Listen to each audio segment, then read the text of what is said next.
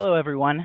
This is Zach Stone and Jamie Kelley here to talk about how to stand out in a skippable world in our December 2017 marketing webinar. So thank you for joining and really looking forward to talking through this. Jamie and I were at Google's Premier Partner Summit in October, where they kind of went over the three top things people are looking for in today's world. And so we wanted to talk through that, give y'all some recommendations on how to stand out and be better in your marketing all around. So let's get started. So what we're going to talk about is helping people faster, knowing them better, and wowing them everywhere. These are the three things that Google really stressed in the Partner Summit. So let's get started with helping people faster. Yeah, and it's pretty interesting, Zach, and thank you.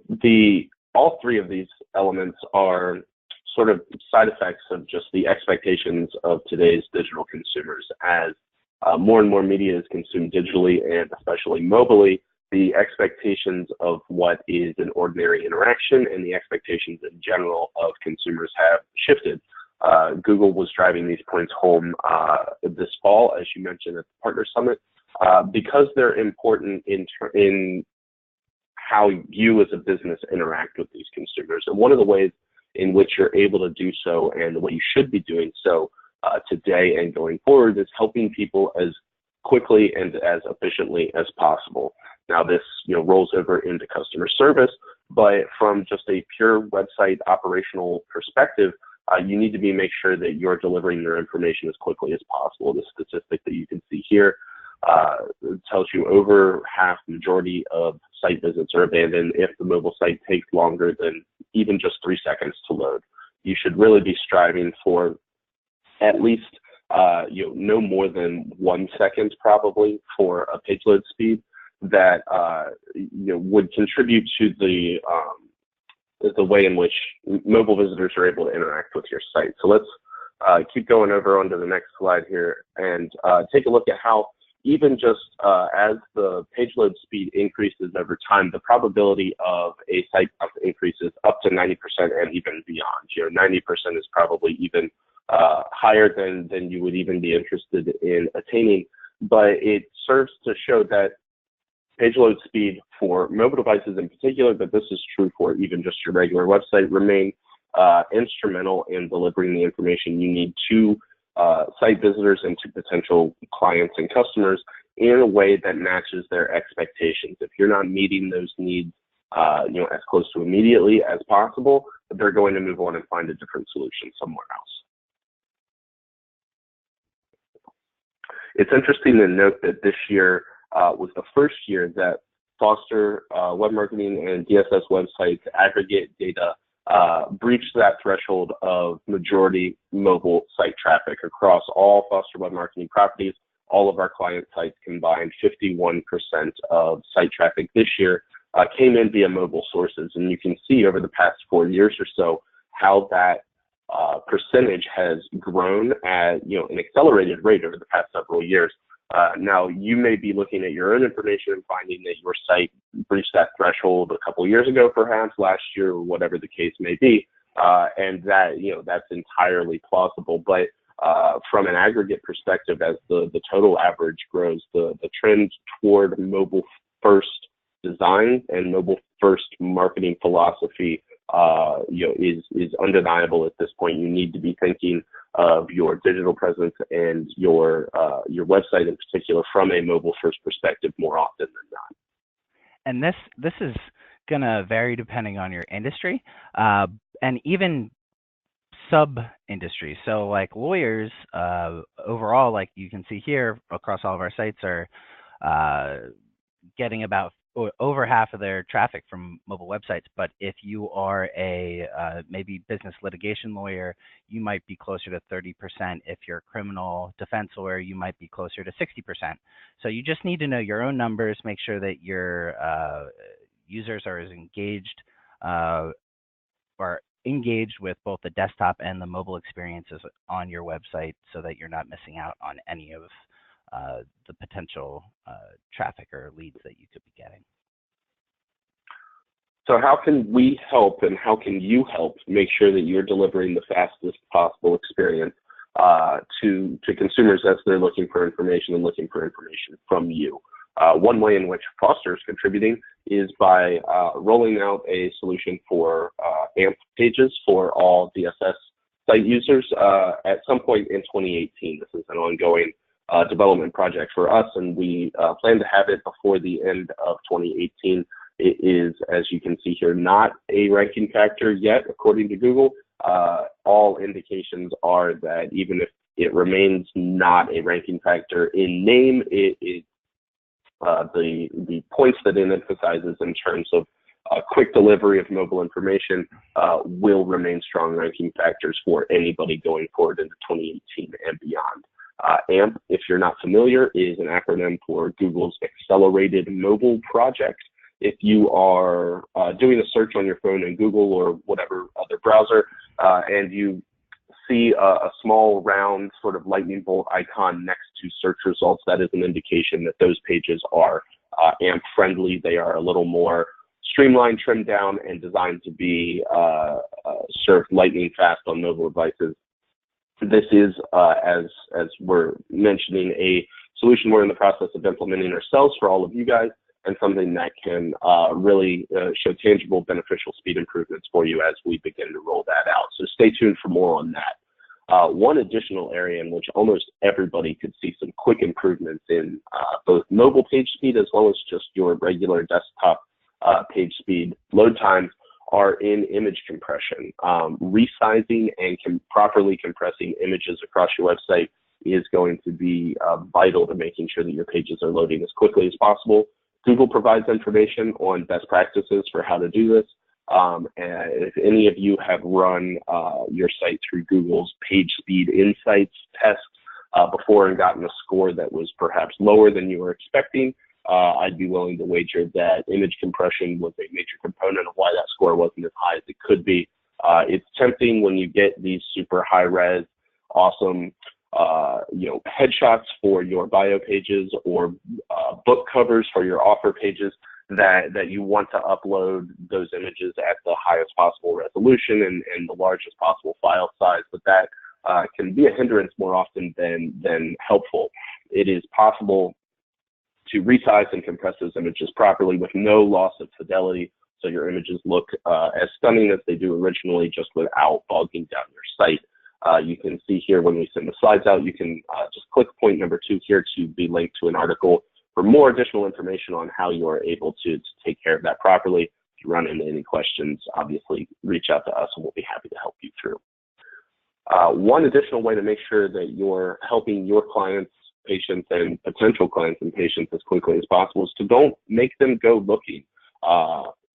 Give them the information that they're looking for upfront and as quickly and as efficiently as possible when they arrive at your website. We've got a little bit more information on how precisely to do this as we get further into some of these other topics, but without giving too much away now, it generally revolves around engineering the experience that you want them to have and the interactions that you want them to have from the get-go, utilizing content and design elements that help make sure that information is put in front of the people that are looking for it in the most efficient way possible.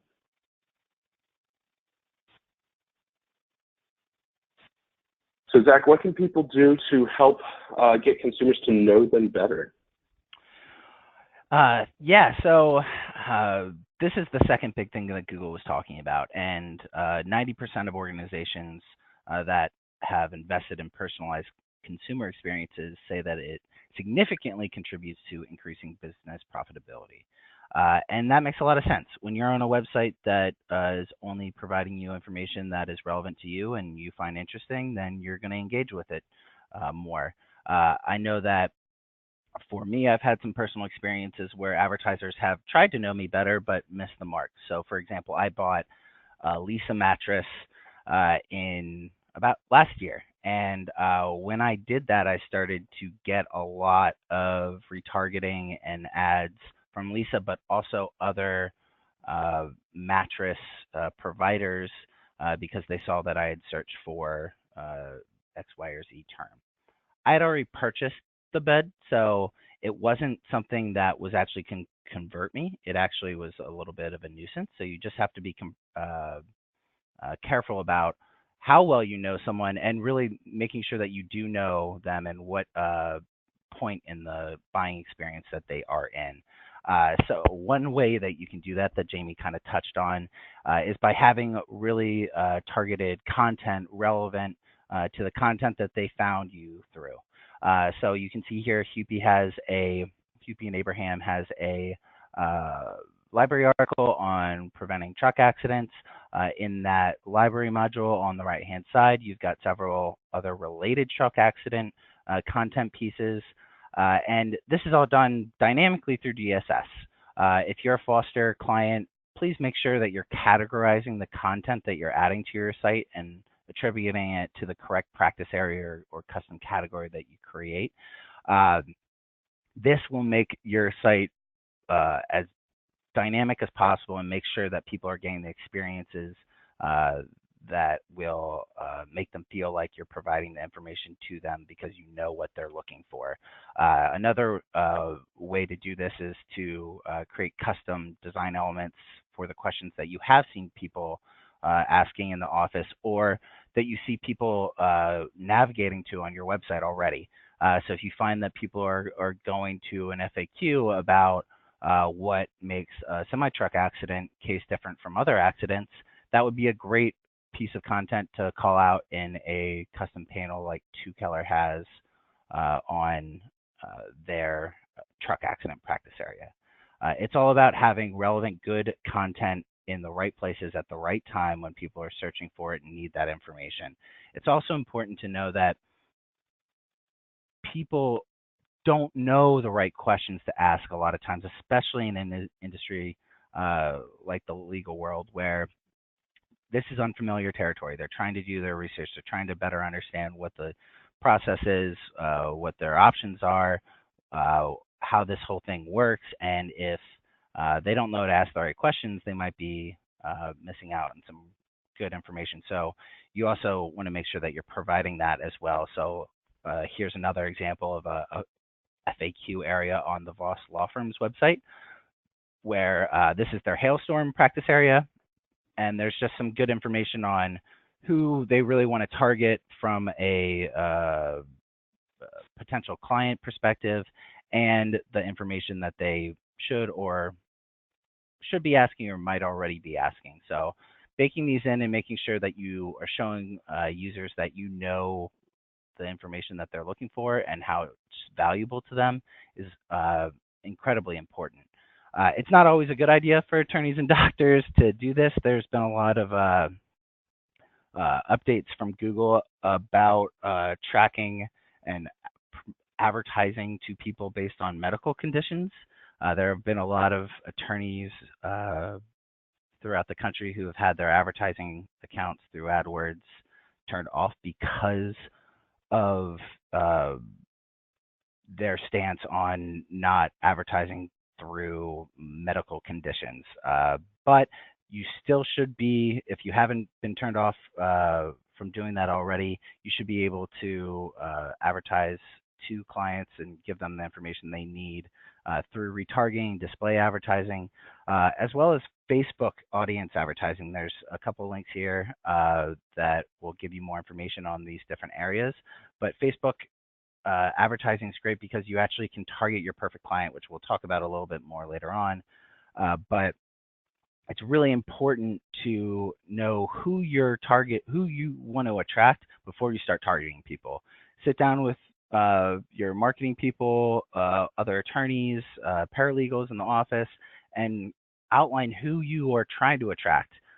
It's not just as simple as saying an age range and a location, but what's their education level? What kind of websites do they go to? What kind of magazines do they read? What's their potential income level? What kind of insurances might they have? So all those things are going to give you deeper insight into how to talk to them and how to advertise and where to advertise. Promoting content on LinkedIn. Yeah, go ahead, Jamie. I was going to say, one interesting element to keep in mind here is that some of these retargeting and Facebook audience advertising elements that you have at your disposal are useful not just for getting in front of potential new audience members, but also learning more about the behavior patterns of your ideal clientele or potential patient base. You can utilize the data that you get from a retargeting campaign or a display advertising campaign to learn more about what other websites your perfect site visitor tends to frequent, and can help inform future marketing efforts in that way. Definitely. And I think that like a real easy example of that is that people who might be like in a motorcycle accident are probably motorcycle enthusiasts. So they might frequent websites about motorcycle technology and new bikes and information along those lines. That might give you insight onto what other sites or what other interests potential clients might be looking at. So you need to really choose the right topics and ideas for your content. We have some content on our website about this, but you need to listen to what people are asking you in the office, know what questions they should be asking, like I mentioned before, and just make sure that it's speaking to them in a way that makes sense. If you're a business litigation lawyer, maybe you want to speak to them in a more formal way than maybe a personal injury lawyer in a rural area might. So just be aware of who you're talking to, how you're talking to them, and give them the feeling that you actually know who they are, not that they're just this person that could and should be calling you because you said so. So Jamie, how can people be wowed? It's interesting because this is a sort of culmination of the other 2 points that we've talked about, being known better and being served the information that you're looking for as quickly as possible. People are looking for a noteworthy experience in the delivered from the companies that they're interacting with online these days. Part of this is a result of the fact that there have been several major companies over the past decade or so that have really sort of been leaders in developing this sort of digital approach to sort of comprehensive brand awareness and client and customer outreach strategy. These are major, household brand names that have sort of informed how the game is played by everyone else who wants to participate digitally in terms of marketing to their potential site users and potential clients. This expectation is set already, as you can see here. 62% of people expect brands to deliver a consistent experience. Only 42% of people think brands are actually delivering on that expectation. That 20% there is where your opportunity lies to differentiate yourself from your competitors and to wow the people that you're trying to reach, whether it be through your website, through your social media presence, through interactions via email campaigns or any other digital medium. And that bleeds into the real world too. So the experiences that people are having when they contact you in the office, come into your office, what materials you send them in a shock and awe, the newsletters that you might send out. Google is very much aware that print advertising is not dead, and we get a lot of direct mail from Google that is very impressive and stands out. So if you're looking for more information on that, I think that Ben Glass and Great Legal Marketing has done a really great job of consolidating a lot of resources there. Yeah, and it bears repeating. Wow me everywhere. That includes non-digital media. That includes face-to-face interactions, print mail, anywhere that you stand to interact with potential new business. Now, here's one more statistic that you may find interesting in this framework. 59% of people are likely to recommend a brand if it delivers a frictionless experience across channels. This is the expectation of consumers in today's world. At the end of 2017, the beginning of 2018, people are expecting a totally painless experience when interacting with a digital brand. If they send you a message via Facebook, they expect a response quickly, if not immediately. They expect outreach from a person, not an automated do not reply email address. They expect to be able to reach somebody that they can have a real human conversation with if they are experiencing difficulties or have questions or are looking for more information. Those are the sorts of interactions that are going to wow people and the sorts of interactions that are going to provide that frictionless, painless, seamless experience that people are looking for, whether they realize it and can express it or not.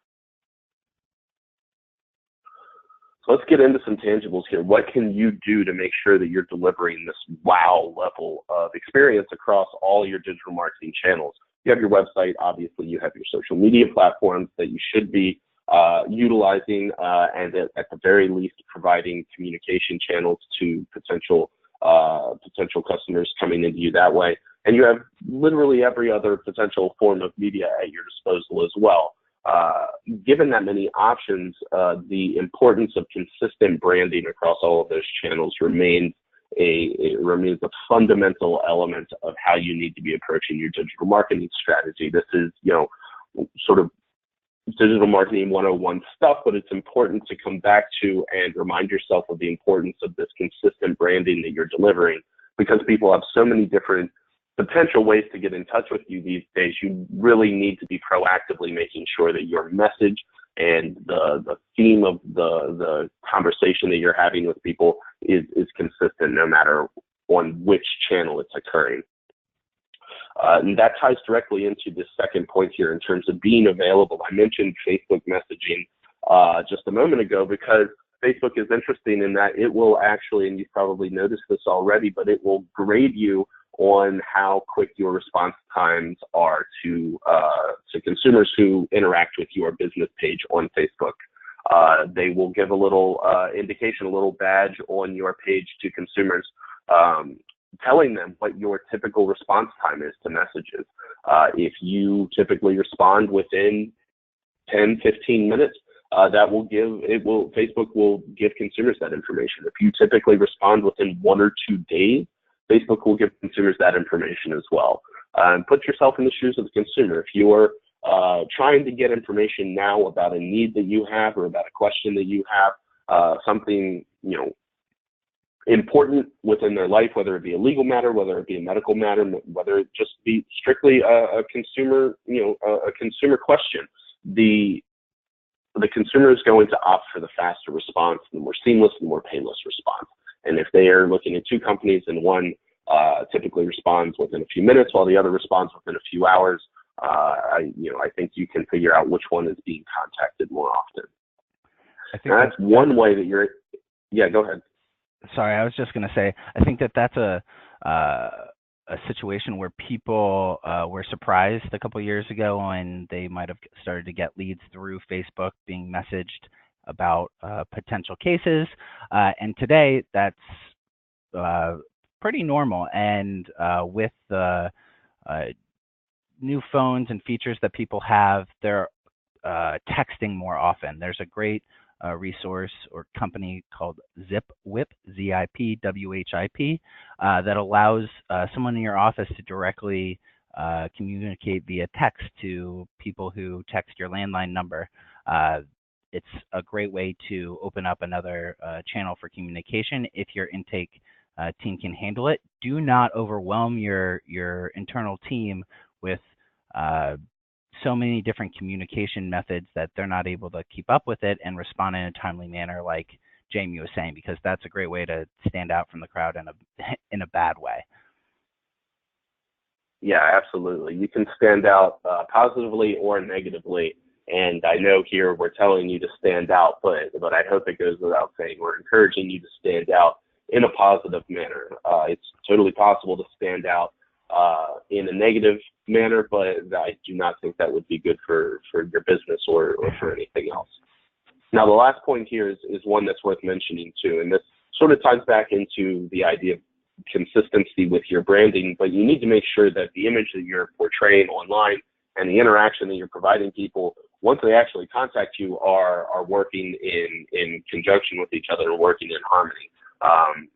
Pay very close attention and proactively curate your brand image and personality and make sure that you are adhering to that across the board with all your employees, whether it be just yourself. Make sure that you're always on your game and delivering the best possible customer service experience to anybody, whether they are a current client or patient of yours or potential or a referral or whatever the case may be. But make sure for those of you who have staff as well that that message is fully understood and welcomed by all staff members as well. That's one area where you can very quickly harm the reputation that you've worked so hard to build otherwise. Definitely. And to help there and to make sure that you're hitting all the marks, you really, like I said before, need to define your perfect client and understand the intention of that person. You really can't offer value until you know what your potential clients are finding valuable. So make sure that you are taking the time to really outline that out, understanding who they are, what they're interested in, how they communicate, what they like to, or how they like to talk, what kind of content they like to read, and find the real reason they're looking for you. Targeted content and interest can combine into a really great online experience, but if you are presenting irrelevant or non-necessary information to people at the wrong times, it can be off-putting as well. You can utilize that intention once you have it, and not to back up, but just briefly, I think it's important to mention that if you were defining your perfect client, your perfect customer, you're probably going to have more than one of them. You'll sort of have subsets within that sort of perfect user for your website and the perfect person that you want to be doing business with. But once you understand and can define exactly what their intentions are, why they're looking for the information they are, why they're looking for that information from you, you can utilize that information to capture their attention. Google would encourage you to take advantage of what they call micro moments. This was their big theme for the year of 2017, understanding and leveraging these micro moments, as they call them. But think of them as any sort of nanosecond in which the consumer finds themselves in a position where they're looking for information from multiple sources or have multiple sources at their disposal that they can use, understanding the sort of path of least resistance that a consumer will take when looking for information to make some sort of informed decision about working with the company. You can click that link there to find out more from Google directly about micro moments, more than we have time to get into here. It's very interesting stuff. I would encourage you to check it out. But the general idea here is to capture the attention of these audience members that you've worked so hard to define as clearly as you have. And once you do so, you can begin targeting them directly. Zach mentioned earlier the benefits of Google retargeting and display advertising, pay-per-click advertising, targeted Facebook campaigns, other similar ad campaigns beyond just the sort of organic SEO elements of your website.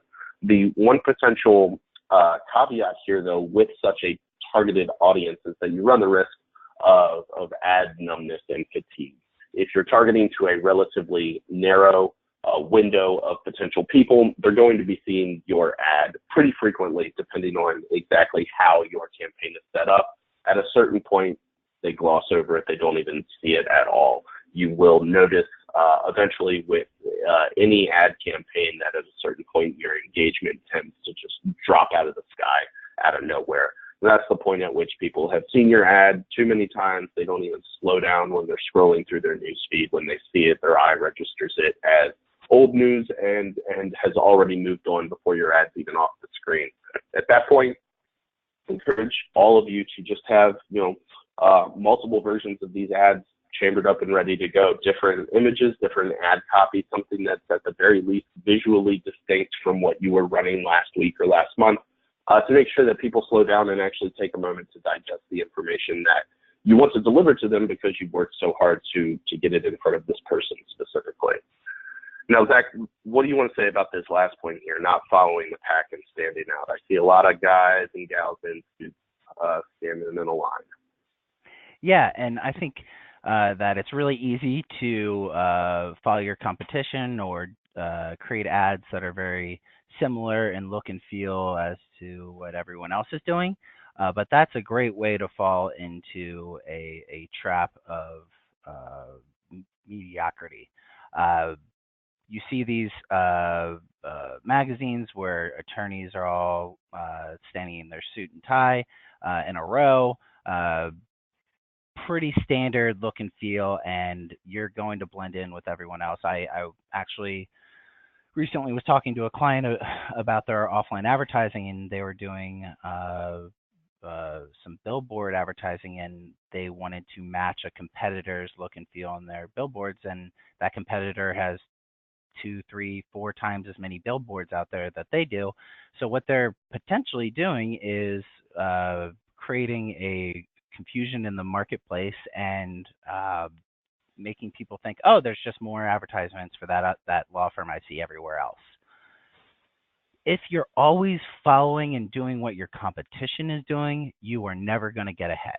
You need to think outside the box, create unique looks and feel for your advertising and promotions, and it can be hard in the legal and medical industry, but even just the smallest touch of detail there can be helpful and help you stand out from the rest of the crowd. So how can So now that people we've got, drive that action, Jamie? Sorry. yeah, I was just going to say, now that you've got people's attention, what are you going to do with it? And this ties back to something that we were talking about way back at the beginning of this presentation in terms of engineering the experience within your website and within your ads that you want your users to have. Don't leave things to chance. Don't assume that your users are going to know what they should do. But you should have a pretty good idea of what they think they should do, and you want to make sure that you are matching those expectations as much as possible. We talked a little bit about the path of least resistance for consumers, and you want to make sure that you are, sort of proactively building that path for them through your ads to your website, through your website to the most relevant content, to whatever pain point or question brought them there in the first place, from that content to the contact forms, from the contact forms to the phone, from the phone to the office. The more upfront work you put into defining and building that path of least resistance, the better off you're going to be in the long term. So you can approach it from two ways, and you should probably be approaching them from both of these angles simultaneously. But you need to understand, or at least have an idea of what users think they should be doing when they get to your site, so you can make sure that you're in a position to react to that. But you should have an understanding of what they're expecting from you as well. You are the subject matter expert in this instance. They are coming to you for information. Tell them what to expect. What's going to happen when you fill out this form? You'll get a call from me personally within the next couple of hours, or whatever the case may be. We will walk you through a no obligation consultation to explain all the details of this potential situation. Don't leave it to chance. If you just rely on the fact that, an automated thank you email is going to go out, that can be fine, but take the opportunity to personalize that automated email in a way that you manage the expectations and make sure that you're delivering the most consistent brand message across all your available platforms. And then lastly, just to sum it up, you have to address the expectations of the consumer. The better understanding you have of those expectations, the better position you're going to be in to sort of preempt any additional questions they have, and make sure that you're delivering the most relevant information at the right points in their decision-making process to help them reach the conclusion that they should be working with you. Really good point, Jamie. And one great way that Google is making this a little easier is by rolling out YouTube location extensions, so that if people are looking at YouTube videos or information about a certain topic or interest to them, your ad can now display a location extension that's connected to your Google My Business page, and people can get directions directly from that ad. So if they're looking up legal matters related to their state, your YouTube pre-roll ad plays, or maybe it plays after, then you're going to be able to drive action through them actually getting directions or calling your office, contacting you directly, which is a really great way to leverage video content, I think. It hope that this has been helpful. We have additional resources here on the slide, and we'll be sending this out to everyone.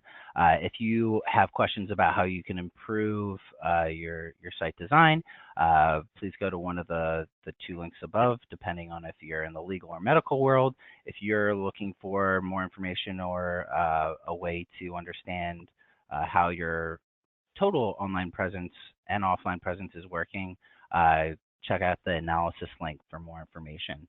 Next month, Tom Foster will be talking about what mistakes we saw attorneys make in 2017 and how to crush the competition in 2018. So I think that that's going to be a really great topic. Looking forward to that one.